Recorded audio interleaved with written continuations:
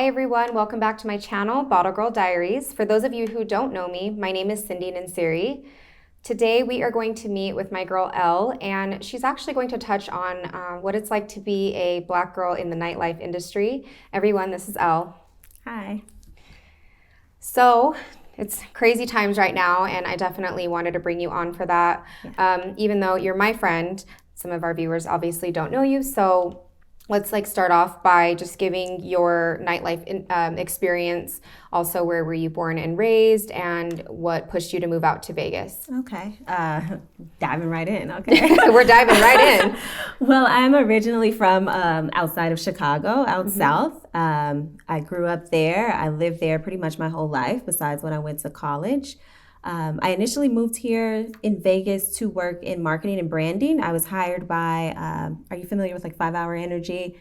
Yeah. I was hired by one of those brands to be their marketing director. So I came here for that job opportunity. Plus, it was cold there. I had to go. No. I had to go. Okay, let's talk about how cold, because I've never been to Chicago in the wintertime. I think I went there in the springtime, so it wasn't too bad. Well, I mean, I guess it's hard to describe what -12 feels like. Ooh. Because if, it's about the same as -1. Yeah, but if you don't know what that is, then Yeah, well, in Utah, we have winter, obviously, because remember when we worked Sundance together? Yeah.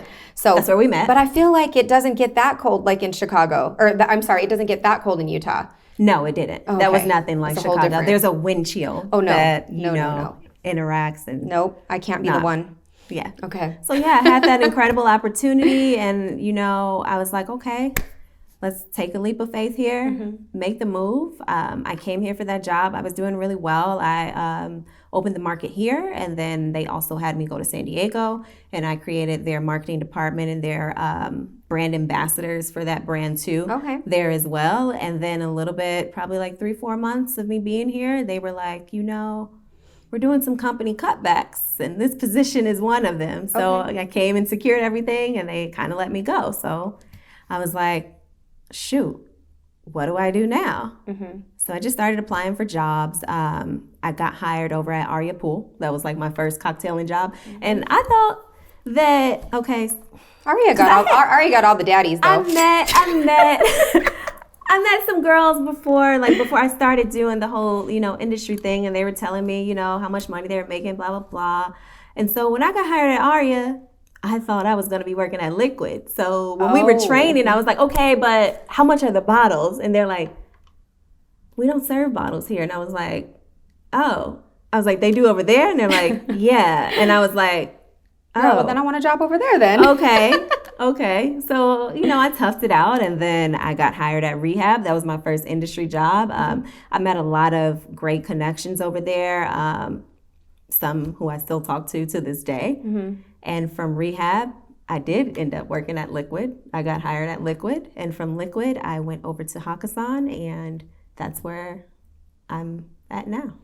So wait, you worked at Liquid. Didn't you work at Surrender or? Yeah, I was undercover.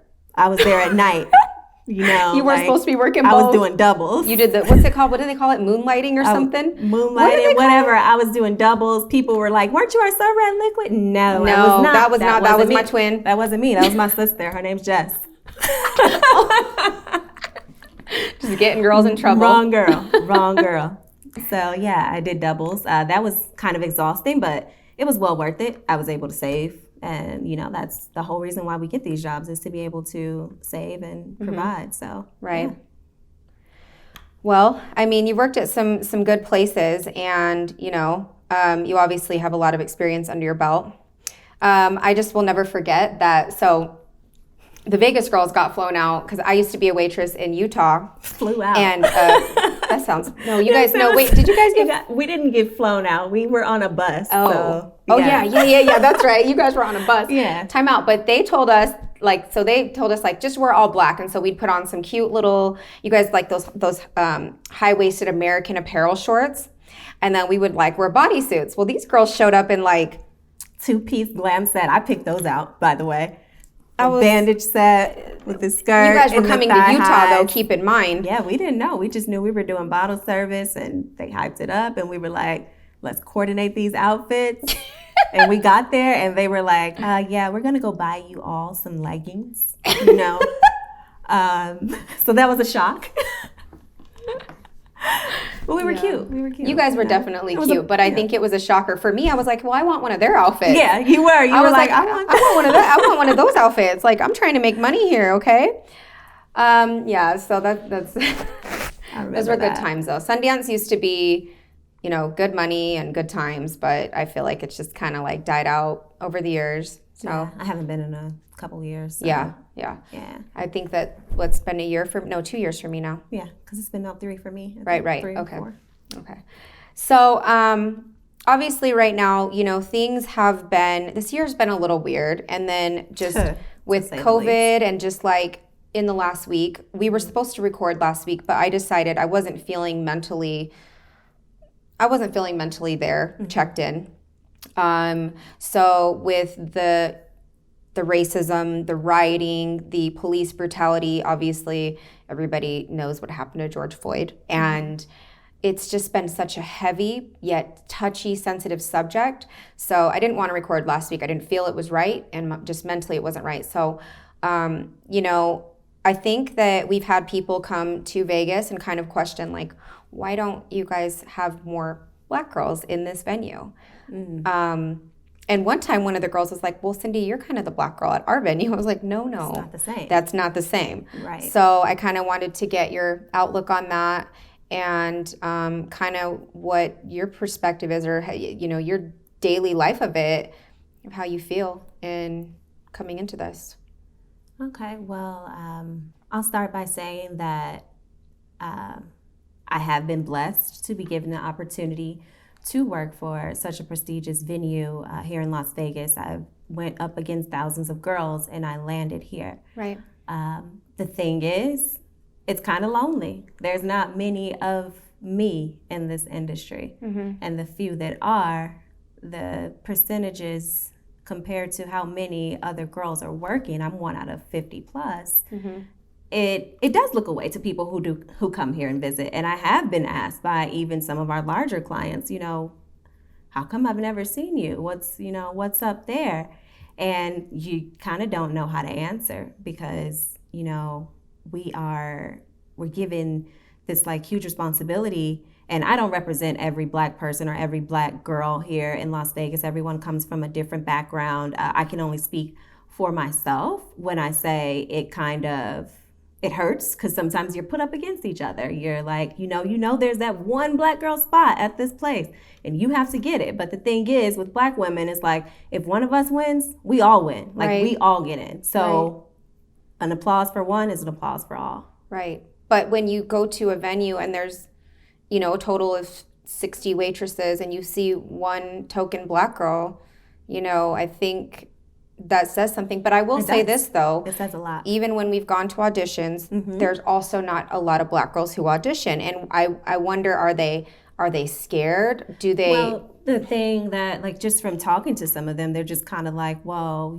I know they're only going to hire 2 Black girls and they already have one. And so they get very discouraged. They feel as though sometimes they go on these auditions and they're not even looked at, or they're not given a fair chance just based off the color of their skin. And for me, with this whole Black Lives Matter movement, it is about police brutality, but it is about shifting the narrative and having these conversations that people don't necessarily want to have. They don't want to speak on how racism has evolved, and it's not a direct sense of racism. It's become more apparent in hiring practices with even our industry. Right. And a lot of people don't want to touch on that. And I think that it's important to have those conversations and hold people accountable. Because otherwise, if we don't, remaining silent, like we've said before, is adhering to, it's going against everything that the movement is about. So you can't post the Black square on Instagram and then everything else, isn't really reflecting that. So, we really have to have these conversations to make a change. No, and I agree, and I feel it, and I truly believe this. You don't have to be Black to feel, your pain or the pain of the oppressed of the Black community. And so I guess what I want to see or ask is that how can the nightlife industry, or even me as a friend, how can we do better to support the movement? What are maybe books we can read, documentaries we can watch to bring a little bit of to kind of help people to be a little woke.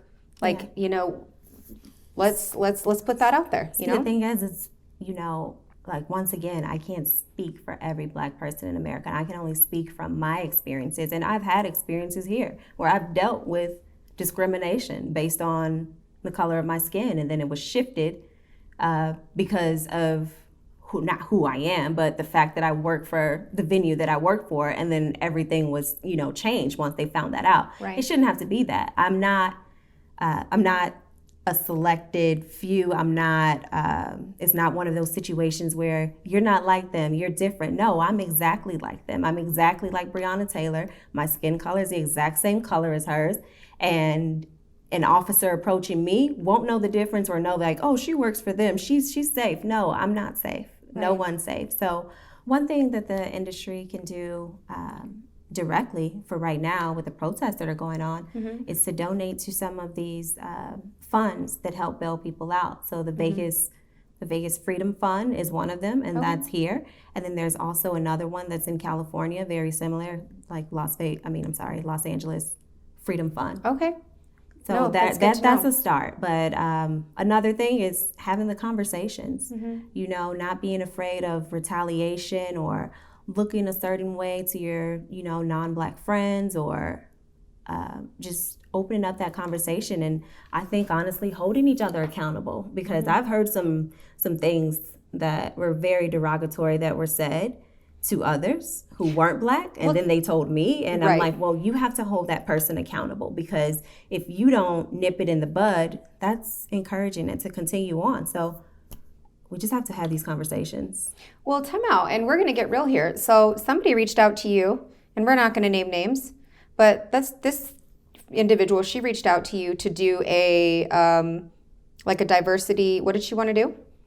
They were just doing something to spread messages of love and peace and harmony. But then through the grapevine, we heard that she was, that some things were said, and I didn't know that at the time. Like racial things. I didn't want to be a part of it, because I feel as though I can use my platform in other ways, and that's what I'm choosing to focus on.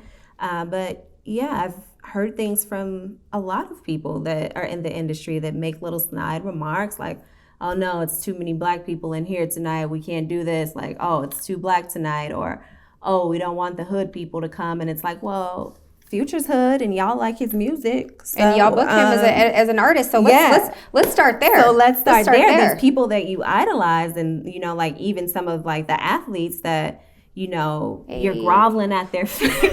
You're groveling at their feet when they came. Like, they came from where I came from. Right. Like, they grew up the way that I grew up. They grew up the way that some of these people that come into your venues grew up. And you can't disrespect one and uplift the other just because they've made it out, or they've, they have some sort of stature. Like, we're all the same people. Right.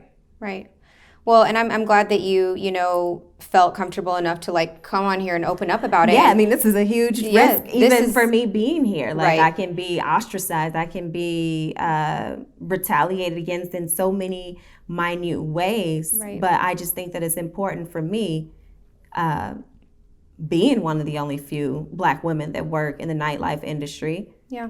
There's a lot of Black men. I will say that there are a lot of Black men that work in the nightlife industry. There's a lot of them. But as far as Black women, there's like, very few and far between. It's very few, far in between. And let's brown skin. Like, I'm black. I'm not mixed. I don't look mixed. I can't pass for anything else other than East African, West African, like Caribbean, black.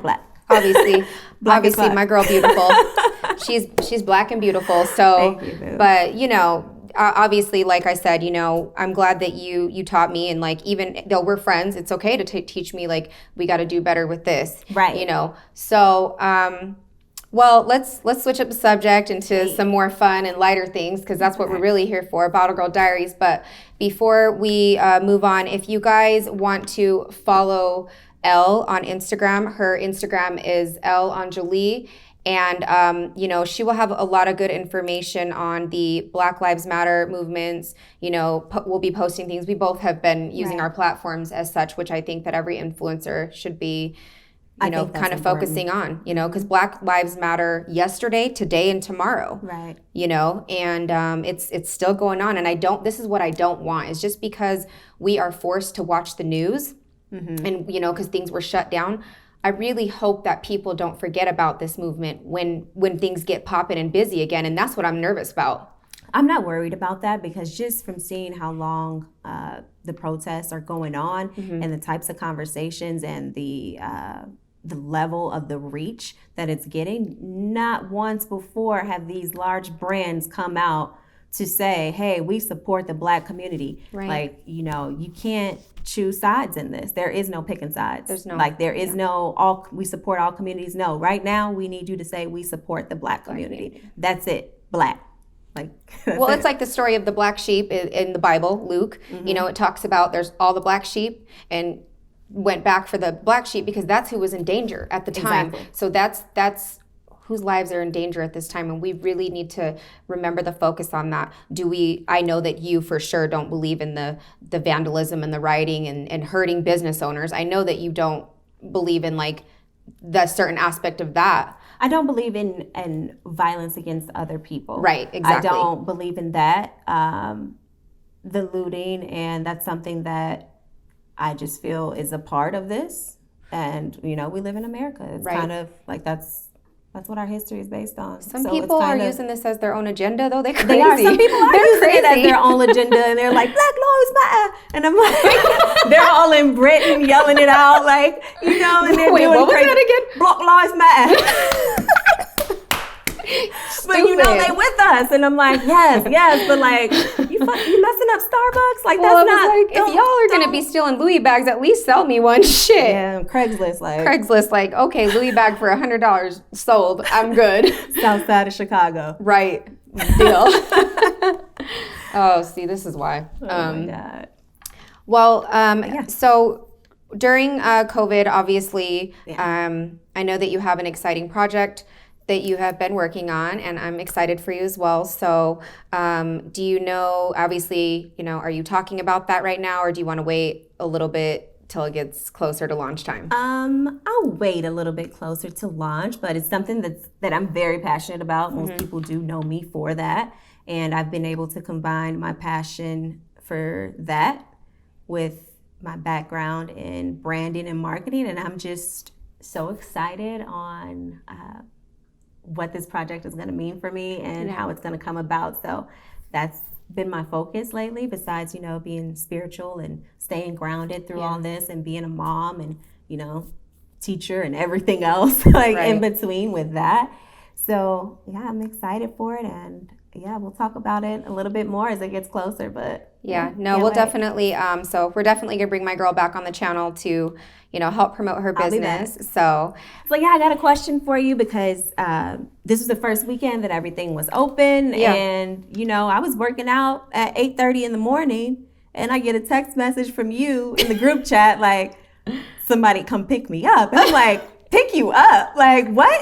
Like what is going on? And I know you went out with some of our friends who, like, we always have an amazing time when we go out with them. Always good vibes, good energy, you know. Girl. Always fun. So what was that? Like, yeah, I know we haven't had the chance to catch up on that. So, okay.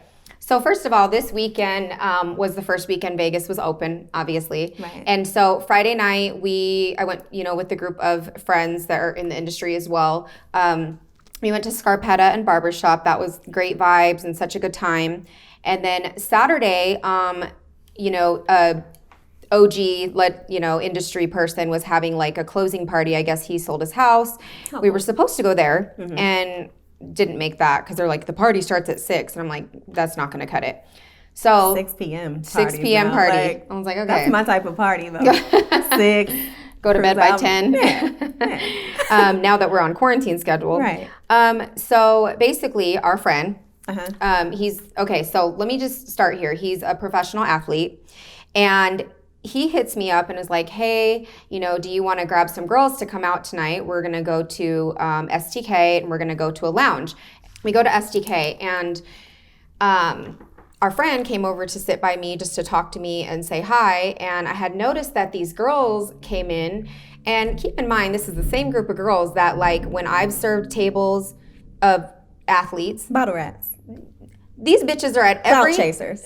Every single time. Thoughts. Every single time that I'm serving an athlete, they're at this table.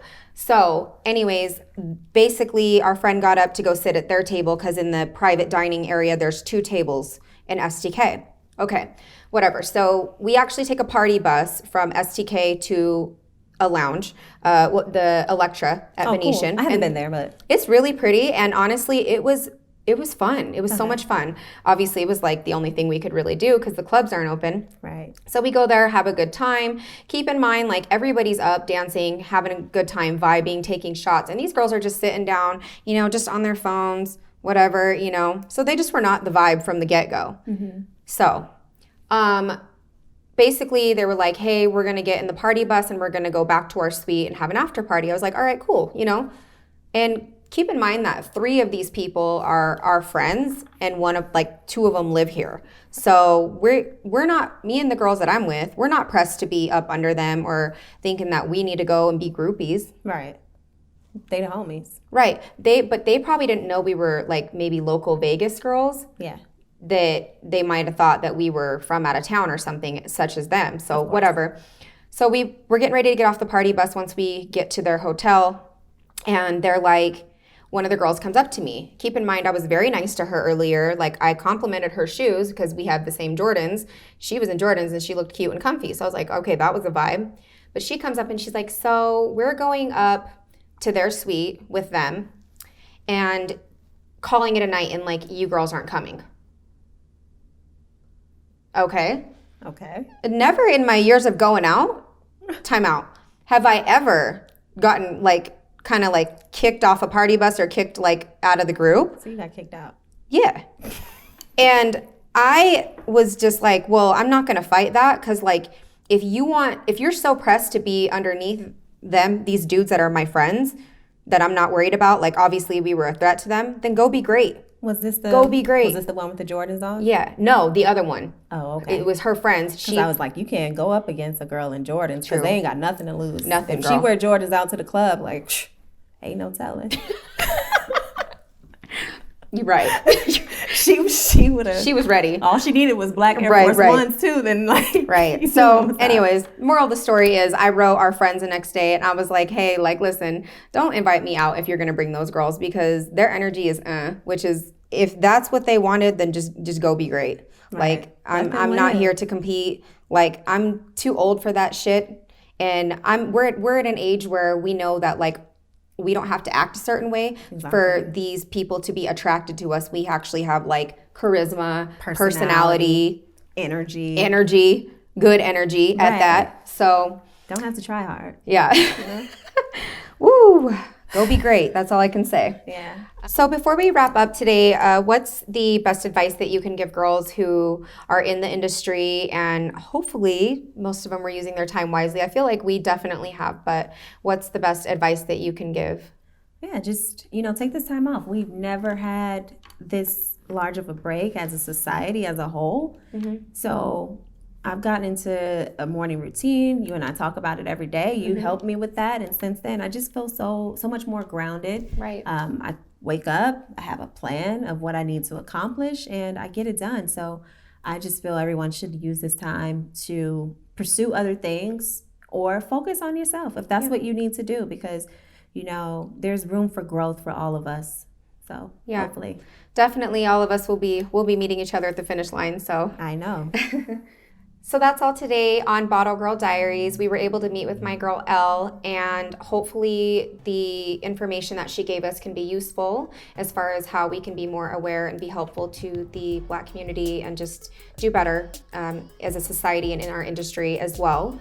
So for information on when I'll be launching the next episode, don't forget to follow me on Instagram at Bottle Girl Diaries Official and at I am Cindy Nansiri. Also, please like and subscribe to the channel, and I hope to see you guys back next time. Bye now.